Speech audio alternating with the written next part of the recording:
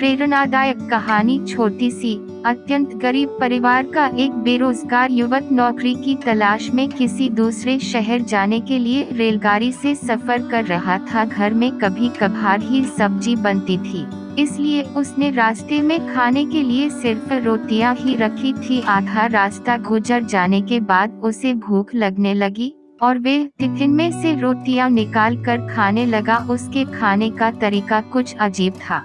वह रोटी का एक टुकड़ा लेता और उसे टिफिन के अंदर कुछ ऐसे डालता मानो रोटी के साथ कुछ और भी खा रहा हो, जबकि उसके पास तो सिर्फ रोटियां थीं। उसकी इस हरकत को आसपास के और दूसरे यात्री देखकर हैरान हो रहे थे। वे युवक हर बार रोटी का एक टुकड़ा लेता और झूठ-मूठ का टिफिन में डालता और खाता। सभी सोच रहे थे कि आखिर वे युवक ऐसा क्यों कर रहा था। आखिरकार एक व्यक्ति से रहा नहीं गया और उसने उससे पूछ ही लिया कि भैया, तुम ऐसा क्यों कर रहे हो?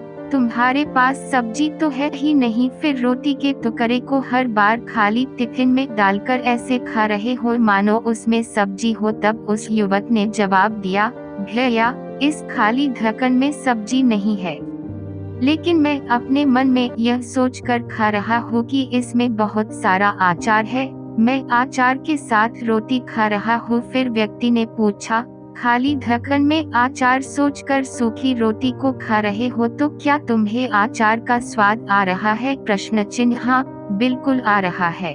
मैं रोटी के साथ अचार सोचकर खा रहा हूँ और मुझे बहुत अच्छा भी लग रहा है, युवक ने जवाब दिया। उसके इस बात को आसपास के यात्रियों ने भी सुना और उन्हीं में से एक व्यक्ति बोला, जब सोचना ही था तो तुम अचार की जगह पर मटर पनीर सोचते, शाही गोभी सोचते, तुम्हें इनका स्वाद मिल जाता।